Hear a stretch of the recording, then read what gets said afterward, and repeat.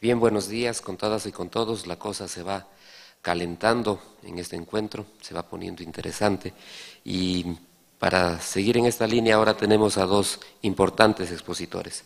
En primer lugar vamos a tener al doctor Juan José Moreno, quien es el director general de Política Universitaria de la Secretaría General de Universidades de España, quien nos va a contribuir con su visión de la formación de doctores desde la Comunidad Europea. Luego vendrá la doctora Lorena Berrazueta en representación del CENESID y nos hablará un poco sobre la situación de la investigación en el Ecuador. Ella dirige el programa Prometeo Viejos Sabios, que es una iniciativa del gobierno ecuatoriano para procurar la venida de doctores que quieran retirarse en otros países a que sigan trabajando de una manera más relajada, pero no menos intensa en el Ecuador. Dejo con ustedes al doctor Juan José Moreno. Buenos días de nuevo. Ahora ya es más fácil. He de confesar que siempre que vengo a estos sitios vengo con un afán de aprender. Pero he aprendido un montón de cosas solo en este rato. Espero seguir así toda la mañana. Y de hecho, parte de lo que yo pensaba contarles me ha cambiado un poco la cabeza todas las charlas que hemos tenido esta mañana, las intervenciones, etcétera. Con lo cual, algunas de las transparencias que tengo vienen más rápido porque creo que puede ser más interesante centrarnos en alguna cosa adicional. Eso sí, no tengo especial interés en dar ningún consejo. Creo que cada uno debe de formar su propio modelo. Que sí podemos hablar de una experiencia y discutir entre todos qué parte de esa experiencia puede ser utilizada, qué parte no. E incluso, pues, honestamente, ya les diré que en nuestra experiencia pues hay cosas que probablemente no hayamos hecho todo lo bien que podíamos hacerla y a lo mejor puede ser una oportunidad. Quería darles algunos datos, los que voy a pasar muy rápidamente, sobre las cosas que se están haciendo en nuestro lado en Europa en estos momentos y algunos datos relevantes en España. Muy rápidamente sobre la nueva regulación que tenemos, quizá está casi prácticamente diga muy poquitas cosas, y hablar un poco más al final de oportunidades de cooperación. Primero, ya que estamos entre académicos, a hacerles la afirmación de que ya estamos en el futuro. Y entre los académicos y entre los científicos estas afirmaciones hay que sustentarlas, hay que poner pruebas para ello. Entonces, ¿conocen la película Regreso al futuro? La han pasado muchas veces por televisión, supongo que aquí también. ¿Recuerdan que en un coche van hacia el futuro? Bueno, pues el futuro era el 6 de julio de 2010, es decir, vamos a hacer un año que estamos en el futuro. Por tanto, ya no podemos seguir pensando en estrategias para lo que vamos a hacer. No, señores, estamos ya en el futuro y creo que hay que trabajar en esa idea de que estamos metidos en ello. Y además, aunque la presentación ya la tenía hecha, creo que es muy relevante con la situación que tiene Ecuador en estos momentos. No se puede permitir hacer planificaciones muy a largo plazo. Tiene que trabajar ya en el futuro, estando en el futuro. Bueno, perdonen el chiste, pero era para indicar un poco esta idea de que ya tenemos que trabajar en este tipo de cosas. Ya les hablé antes del número de investigadores que tenemos en España, pero sí indicarles que en todos lados sigue necesitándose investigadores. Hacen falta más investigadores, hace falta más doctores. Esta es una realidad que no solo pasa en Ecuador, pasa en todos los lugares del mundo. Seguimos necesitando más doctores para en particular compararnos con lo que está pasando en Japón o en Estados Unidos. Europa necesita más doctores, América necesita más doctores. Y además la situación del número de investigadores en relación a la población indica que una situación como España todavía tiene bastante que mejorar. Todavía hay muchos aspectos en los que debe de mejorar porque estamos en un porcentaje relativamente pequeño en esta gráfica. El concepto de doctorado ha cambiado con el tiempo. En la universidad medieval, candidato tenía que tener un título universitario, un examen, tenía que participar en lo que se llama una disputatio, pero también tenía que tener buena reputación, alta moralidad, no tener taras físicas, no podía ser hijo de madre soltera ni podía haber sido irrespetuoso con el profesor. Y además debía ser también ambicioso, lo cual probablemente debamos seguir manteniéndolo. Pero algunas de las otras casi merece que reflexionemos un momento. En la reforma que hizo Humboldt ya se pedían otras cosas, ya se hablaba de un título avanzado, al menos 3 años de estudios, escribir un trabajo original. También decía que no podían hacerse las fiestas doctorales que había antes, no se podían pagar a los supervisores, al menos por parte del doctorando, y no eran posibles las disertaciones en absentia, que era una forma de conseguir títulos doctores para aquellos que no habían hecho nada parecido en su vida, y alguien las hacía por ellos. Y además se decía hay que imprimir el mismo la tesis. Bueno, ¿a qué tendemos ahora? A más estructura y a tener más estructura englobadas en dando servicios a los doctorandos, que sería lo que pueden ser las escuelas doctorales. Pasamos de un proceso más selectivo, basado de autoselección, a un proceso más selectivo en estándares de calidad, con programas de recursos bien definidos, que antes no los había, una colaboración muy potente con el director y con los colegas, y ir a una evaluación no solo de la tesis doctoral, sino de las tesis doctoral y de la formación que ha tenido para llegar a ese punto en esta investigación. En todo ese aspecto, cuando la EUA se puso a reflexionar y en Europa se pusieron a reflexionar los doctorados, encontraron algunos aspectos que eran mejorables, como incrementar la movilidad, mejorar la empleabilidad, mejorar la calidad de la supervisión, uno de los problemas generales, mejorar lo que es el networking, la posibilidad de que los doctorandos trabajen entre sí y adaptarse a las necesidades de la sociedad del conocimiento. Y definieron lo que son los principios de Salzburgo, bien conocidos, no voy a detallarlos, seguro que todos ustedes los conocen, pero son fáciles de encontrar en la literatura. Esta la podemos pasar. ¿Cuál es la situación para poder seguir avanzando en esta idea que tenemos en España en estos momentos? Y luego hablaré de cómo hemos llegado a ella. Bueno, tenemos en torno a 70.000 doctorandos, tenemos en torno a 1.700 programas de doctorado, a mi modo de ver muchísimos, y el reparto por diferentes ramas hace ver que la mayor parte de los estudiantes están en la rama de ciencias, seguido de ciencias sociales, jurídicas y arte y humanidades, y en un porcentaje menor, ciencia de la salud, ingeniería y arquitectura. Por fin, ha costado un tiempo, pero ya tenemos sustancialmente más mujeres que hombres entre los doctorandos. Eso pasa en todas las ramas, menos en ingeniería y arquitectura. Y en cuanto al número de doctores por país, el porcentaje sobre el total de la OCDE, España ocupa un número, digamos, una posición razonable, aunque todavía mejorable. En cuanto a las tesis leídas, este es el reparto por ramas científicas. No la tienen al lado, pero es prácticamente una copia del número de doctorandos que tenemos, cosa que por otra parte es bastante lógica. Sigue habiendo una predominancia en las ciencias y un número menor en ciencia de la salud y en ciencias y en ingeniería y arquitectura. Si vemos dónde están esas áreas y comparamos con lo que pasa en otros lugares del mundo, lo que pasa en la OCDE, encontramos con que en ciencias naturales, en ciencias médicas incluso estamos bien, en ciencias sociales y humanidades estamos bastante bien. El problema principal que tenemos es que el número de doctores en ingeniería es más reducido que en otros países de nuestro entorno, ¿no? Todas las demás tienen números comparables, menos quizás la de ingeniería y en este caso también ciencias de la agricultura. Esta la suelo poner para indicar cuál es la competencia que tenemos y dónde se está produciendo la formación en el doctorado. Hace poco me invitaron, ante mi sorpresa de reconocer, a Estados Unidos a su Doctoral Council que celebran cada año. Me invitaron para conocer lo que se estaba haciendo en España. A mí, que los estadounidenses tuvieran interés en lo que estábamos haciendo en el doctorado de España, he de decirles que me sorprendió. Pero comprendí básicamente cuál era su preocupación por lo que están haciendo en Europa. Esta es la evolución de lo que son de dónde procedían y de dónde procedes los doctores que se están formando en Estados Unidos. Cuando en los años 80, cerca del 70-80% eran ciudadanos americanos, hoy los ciudadanos americanos son un número reducidísimo.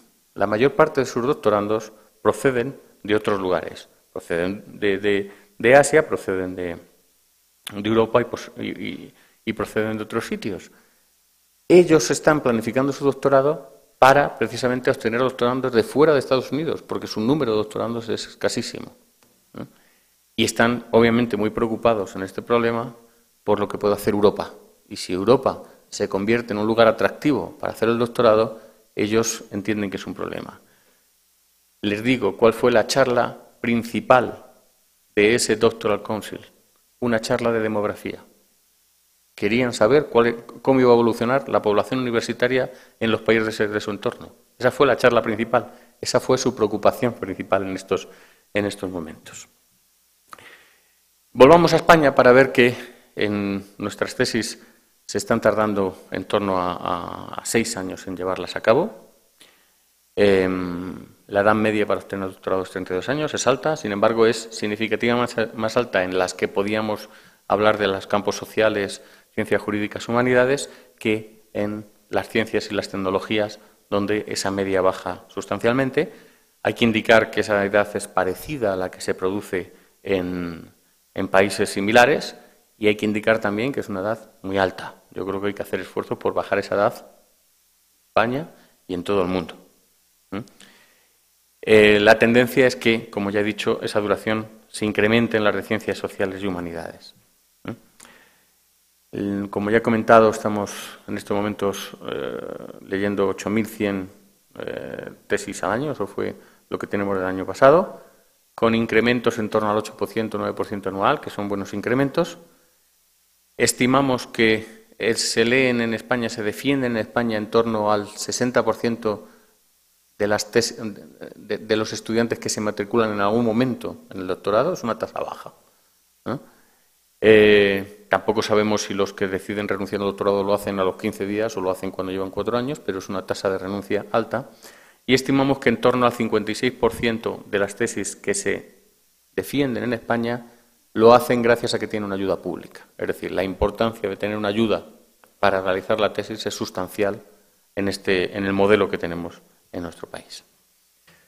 Esas 8.100 las podemos comparar con lo que pasa en otros lugares del mundo. Hay aproximadamente 96.000 tesis leídas en la Unión Europea. Destaca singularmente Alemania, que tiene 25.000 tesis al año más o menos, 15.000 el Reino Unido, un poco menos de 12.000 Francia. Es un número comparable el nuestro. En Estados Unidos se leen aproximadamente 53.000 tesis cada año, que es un número altísimo en comparación con la población y la situación. Esta es la que me comentaba antes, un dato que nos preocupa, que es... este no nos preocupa, este es muy positivo para España, que es si estos doctores tienen empleo o no tienen empleo. En España prácticamente hay un pleno empleo, es decir, casi llegan al 100% los doctores que tienen un empleo gracias a tener la tesis doctoral. Como les digo, es el 96,1%. Digo que además está incluso mejor que algunos países cercanos a nosotros. El 96% de los doctores tienen un empleo y casi el 80% lo tiene en I+D, en una actividad relacionada con la I+D. Esos son muy buenos datos. El tiempo medio de búsqueda de empleo es de 6 meses. Creo que conocen perfectamente la situación de España, tampoco se lo voy a decir ahora con respecto al desempleo, con lo cual estos datos son extraordinariamente positivos y valoran especialmente la estabilidad y la localización. Valoran mal, pero esto creo que en casi cualquier colectivo que preguntáramos, pues obviamente el salario y la promoción. ¿Pero dónde están estos doctores? Pues como se puede ver, la mayor parte están vinculados a la Administración General del Estado, a la Administración. O bien en universidades, o bien en centros de investigación, o quizás en centros de enseñanza secundaria, o en puestos de la Administración. Apenas un poco más del 15% desarrollan su trabajo en las empresas. Esta es una de nuestras asignaturas pendientes en España, simplemente porque este modelo de formar 8.000 doctores al año y que todos obtengan un puesto en la Administración es simplemente insostenible, es imposible sostenerlo convenientemente. Esta situación de un número reducido de doctorandos en empresas no pasa en otros países, no pasa singularmente en países como Estados Unidos, no pasa en países como Bélgica o Austria, donde ese porcentaje es mayor que el que hay en España con respecto a doctores en el sector público. Muy rápidamente con la nueva regulación de lo que queremos hacer, solo 2 trazos, pasaré muchas muy rápidamente. Hemos intentado hacer, ya lo he comentado antes, una nueva regulación que ligue más los doctores a la responsabilidad social de las universidades y a su implicación con las empresas, el sector productivo, el sector de ayuda social, privado y no tanto público, porque es, digamos, lo que nos dicen nuestras cifras en estos momentos. Y básicamente intenta ser un poco un compendio de cosas. Básicamente, para incorporarse al doctorado exigimos la realización de un grado y de una maestría, las dos cosas. Saben que en España los grados son de 4 años, la maestría de 1 o de 2. Al menos exigimos 1 año de maestría para incorporarse al doctorado. Doctorado que se tiene que realizar ligado a las unidades de investigación de las universidades. Esta es una novedad porque no siempre han estado ligados a las estructuras de investigación de las universidades, han estado ligados a las estructuras docentes, lo cual era un error porque el doctorado está más ligado a la investigación que a la docencia. Y además incorporamos a nuestra regulación las escuelas de doctorado, que son una novedad que se están desarrollando mucho en Europa y que no teníamos incorporada a nuestra regulación. E insistimos en la idea que la tesis doctoral debe de capacitar para pilotar la I+D+I nacional, en colaboración, obviamente, con todas las instituciones que así lo hacen, como son las empresas, los organismos públicos de investigación, los centros de investigación y otro tipo de instituciones. El elemento básico son los programas de doctorado, que tienen una coherencia temática, y también como incorporación a lo que hemos hecho, estamos fijando en 3 años el periodo razonable para un estudiante a tiempo completo desarrollar su tesis doctoral. Esto es, como ya les he dicho antes, recortar un par de años. Uno era que antes se incorporaba al programa la maestría. Ahora la tenemos fuera, con lo cual este año no hay que contarlo, hay que contar a partir de ahí. Pero si la media era 5 y pico y lo dejamos en 3, pues evidentemente estamos recortando 1 año y pico, uno es el de la maestría, 1 año y pico la realización de la tesis.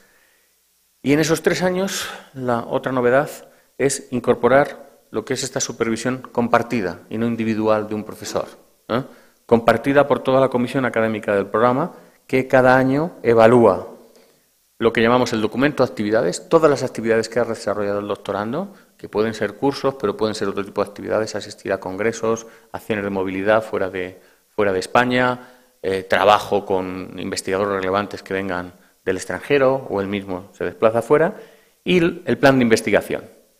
Ambas cosas no se evalúan en un solo momento, se evalúan anualmente y van evolucionando.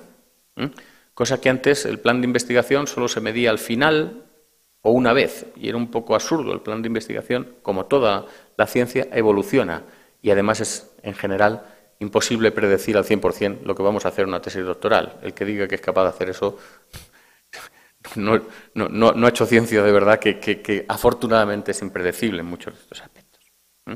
También incorporamos la posibilidad de tener alumnos a tiempo parcial, que no se dediquen exclusivamente a realizar la tesis, y en este caso los plazos se alargan. Bueno, para no entrar, digamos, con una regulación excesivamente complicada, tenemos una serie de excepcionalidades que se pueden aplicar. Esta no tiene mayor sentido. La formación la distinguimos entre formación transversal, que es muy importante para el doctorado, cada vez lo es más, que sepa trabajar en equipo, que tenga capacidad de hacer presentaciones, que sepa preparar proyectos, que sepa desarrollarlos. Esto es lo que luego le van a pedir más, tanto para su incorporación a una universidad, a un centro de investigación, como obviamente a la empresa, y luego la formación específica en el ámbito de su programa, con cursos, jornadas especializadas, seminarios, etcétera. Bueno, el concepto de la tesis doctoral pues más o menos es estándar en todo el mundo y simplemente hemos incorporado la necesidad de que su defensa sea pública y que toda la tesis se publique en un repositorio institucional. Estamos avanzando en la idea de que la ciencia que se hace con fondos públicos es pública y, por tanto, puede ser utilizada por cualquiera. Es este concepto de Open Innovation que se está utilizando ahora, pero obviamente ponemos alguna restricción cuando hay algunos convenios, cuando hay unas particulares de confidencialidad, con posibilidad de patentes. Esa parte no tiene ni que hacerse pública ni en el repositorio ni en la propia defensa para salvaguardar esa confidencialidad y esas posibilidades. Ya he hablado que esto hay que concentrarlo en un concepto siempre internacional, y aquí estamos insistiendo en todas las universidades la necesidad de que instituciones extranjeras puedan participar en las escuelas, participar en convenios de atracción de talento, participar en desarrollo de programas particulares o participar en programas europeos como puede ser Erasmus Mundus o el CODOC que ahora se mencionaba, puedan participar conjuntamente con ellas. Hemos incorporado, teníamos antes una mención europea para aquellas que se hicieran en colaboración europea, hemos incorporado una mención internacional que nos parece más acorde a los tiempos, de manera que una parte se tiene que desarrollar en un idioma que no sea español, hay una excepción para las tesis que sean en cooperación con Iberoamérica, informes de expertos no españoles, un miembro del tribunal que no sea español y estancia al menos de 3 meses fuera de España para dar este carácter internacional a las tesis. E incorporamos, como ya he comentado, las escuelas de doctorado, que creo que es más interesante verla aquí. Se hacen en colaboración con otras instituciones, pueden ser otras universidades, pero también puede ser cualquier otro tipo de instituciones, y tiene 3 capas muy distinguidas. La de estrategia, para fijar hacia dónde quiere ir la escuela y generar masa crítica, de la gestión, queremos dar una gestión más eficiente a nuestros estudiantes que pueden ser extranjeros, con lo cual tiene que haber personal que pueda hablar en inglés, que pueda hablar otros idiomas, que se desplace para firmar esos convenios, para desarrollar estas situaciones, y la de actividades muy diversas que insistan en esa idea del networking, de que los alumnos cooperen entre sí. Esta supervisión que va compartida entre pares, por toda la comisión académica y obviamente por su supervisor o por su tutor, pero no solo centrada en el director como teníamos antes. Esas escuelas de doctorado intentan crear comunidad científica y una cierta identidad de grupo dentro de la institución. Insisto en esto porque aunque no proponga ni creo que haya por qué pensar en que hay que incorporar las escuelas de doctorado a otras regulaciones, esta idea del networking y de crear comunidad científica es fundamental que se vaya trabajando en ella. Es muy importante. Las escuelas han sido adaptadas con diferentes modelos en países de nuestro entorno. En Francia son más jerarquizadas porque solo pueden ser lideradas por universidades de prestigio. En Alemania son escuelas de graduados, se combinan también con los másters, son muy colaborativas. En el Reino Unido están muy centradas en lo que ellos llaman las transferable skills para pensar en la inserción en el mundo laboral. En los nórdicos también incorporan la idea de escuela de investigación, que va más allá del propio doctorando. Uno sigue formándose en investigación aunque ya tenga un doctorado. Y en Estados Unidos son también escuelas de graduado orientadas a atraer alumnos principalmente. Hemos incorporado 9,5 millones para la financiación de euros. Podría ser más importante, pero creo que es interesante para financiar esto nuevo. Y acabo con 3 reflexiones para la cooperación. Primero, hay que plantearse continuamente ¿para qué sirve un doctor? Y si la respuesta, que estoy seguro que no es para cumplir la ley, no vamos bien. Eso es un incentivo, es un acicate para hacer otras cosas con los doctores. Para mejorar la docencia está íntimamente ligada a la investigación. Estamos trabajando en áreas que están en continuo movimiento. Si alguien no investiga, no puede contar los últimos avances desarrollados en esas materias. Con lo cual, la investigación está íntimamente ligada a la docencia. Por supuesto, es un pilar de la investigación y la innovación absolutamente en todas las áreas, porque, como bien he comentado muchas veces, se hace transferencia, se hace innovación en todas las áreas. Puede parecer que lo que estoy contando está muy aplicado a las ciencias en las ingenierías. No, esto también pasa en ciencias sociales, también pasa en humanidades, también pasa en las ciencias jurídicas. Y luego, la tesis debe de capacita para la responsabilidad social, para la transferencia y para la innovación, es decir, para la ligación con la sociedad, que es imprescindible que la tengamos presente en toda nuestra formación doctoral. Pero hay un factor que hemos insistido, que es la movilidad. Es importante que parte de esta tesis haga movilidad. ¿Y para qué sirve esta movilidad? Esto se lo tengo que explicar a muchos doctorandos muchas veces, que les gustaría quedarse muy cercanos a su casa, a su familia, a sus amigos. Primero, es una formación personal enorme, ¿no? Pero esto es obvio. Muchos de los aquí presentes seguro que han hecho parte de su formación fuera y esto ya lo conocen. Pero segundo, porque brinda muchos enlaces para la cooperación posterior, el haber hecho esta parte de movilidad. Y tercero, y más relevante que las otras, prepárala para la interdisciplinaridad. El que un investigador haya hecho 2 trabajos diferentes en su vida. El que hizo en su tesis, que la hizo parte fuera, y el que se incorpora a un grupo donde va a hacer cosas relacionadas pero nuevas, es perfecto para que ese investigador esté capacitado para hacer cosas diversas a lo largo de su vida. Si no, nos encontraremos como muchos investigadores que hay en España y en el resto del mundo que hicieron una tesis en un tema y siguen trabajando en ese tema 40 años después, cuando el tema ya hace mucho tiempo que ha dejado de dar de sí todo lo que era relevante. Es muy importante esto, porque es lo que nos capacita también para que las propias empresas puedan venir a colaborar con nosotros o que otros centros puedan colaborar con nosotros porque les hace lo que hacemos. Y les cuento como una muy breve historia de la investigación en España, con esto acabo. Partíamos de orígenes individuales, grandes genios. Estamos aquí Ramón y Cajal o Torres Quevedo, gente brillantísima que hizo una carrera incomparable con lo que hacían el resto, por su propia brillantez. Luego pasamos a exportar estos cerebros, como es el caso de Severo Ochoa, premio Nobel español, pero que hizo prácticamente toda su carrera en Estados Unidos. Luego pasamos a una parte en que la formación se hacía fuera de España, pero se retornaba. Y pues estoy el caso de Margarita Salas, que trabajó con Severo Ochoa y que ha formado muchos investigadores en este país y que decidió volver y crear su propio grupo de investigación. Luego fuimos creando grupos de investigación con fuertes interacciones internacionales y empezó la formación propia de doctores. Empezaron a formarse doctores en España, en este punto, cuando ya había capacidad porque teníamos algunos de estos doctores. A partir de ahí ya creamos centros de investigación e infraestructuras. He puesto como ejemplo ahí a la izquierda uno de ellos, el Centro de Regulación Genómica, que es un referente mundial en temas genómicos y que está en Barcelona. Y ahí pasamos a las grandes infraestructuras de investigación, donde se hace la gran ciencia. He puesto el Gran Telescopio Canarias, donde se hace una de las mejores astronomías que hay en el mundo, se hace en La Palma con el Gran Telescopio de Canarias. Y el último estado en el que llegamos es el de colaboración con la industria, que no tiene sentido sin lo anterior. Uno no puede transferir lo que no tiene. Uno, si no genera investigación propia, no puede transferirla. Esto no ha sido gratis, ni todo ha ido bien. Lo digo para que, no sé si conseguiremos aprender o no aprender de alguna de estas cosas, nosotros deberíamos de aprender al menos. Primero, que evidentemente no todos han vuelto en esa exportación de cerebros, pero al menos en muchos casos queda la interacción.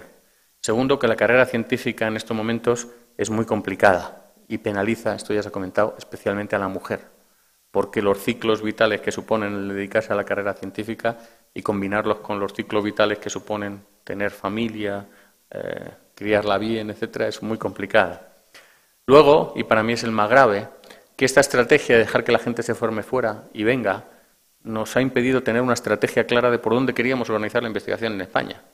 Nos la han dado la gente que ha vuelto. Se han ido, han trabajado con unos y estos que han vuelto se ha hecho así. España tiene mucha fama en bioquímica porque tenemos un premio Nobel que evidentemente se formó fuera de España, que es Severo Ochoa.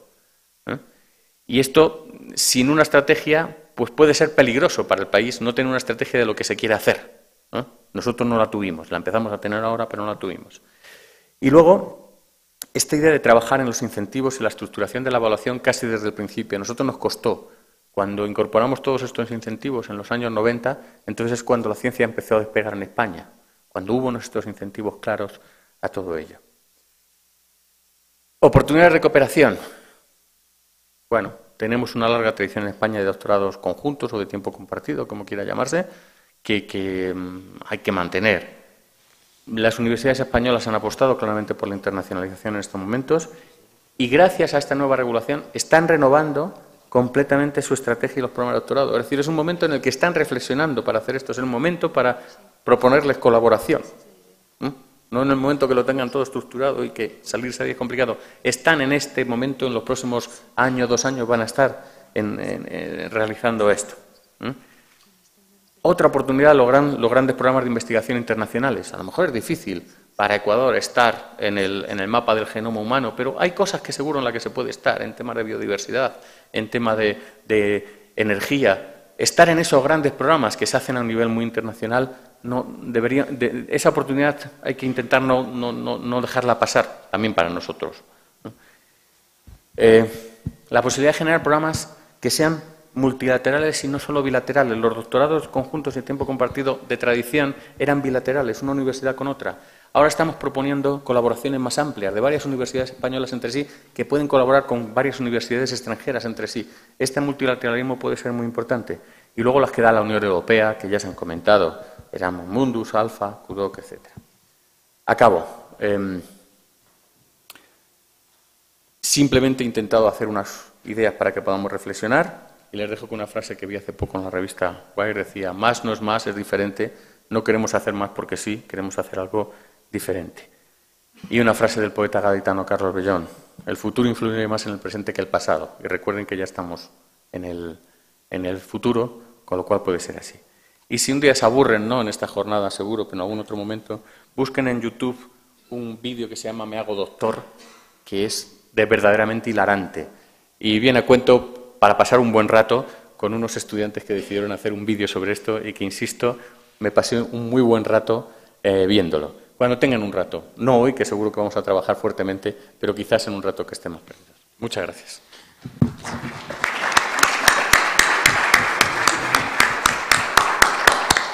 Muchísimas gracias al doctor Juan José Moreno. Nos tomamos un poquito más de tiempo, pero creo que realmente lo ameritaba, porque España puede ser un muy potente colaborador con las universidades ecuatorianas en la formación de doctores. Nos ha planteado retos interesantísimos, nos ha hablado de que en España se tiene 70.000 doctorandos, más o menos, actualmente. Estamos en un país donde tenemos unos 300 doctores, de los cuales más o menos la mitad trabajan de tiempo completo. Ese es el reto que tiene el Ecuador.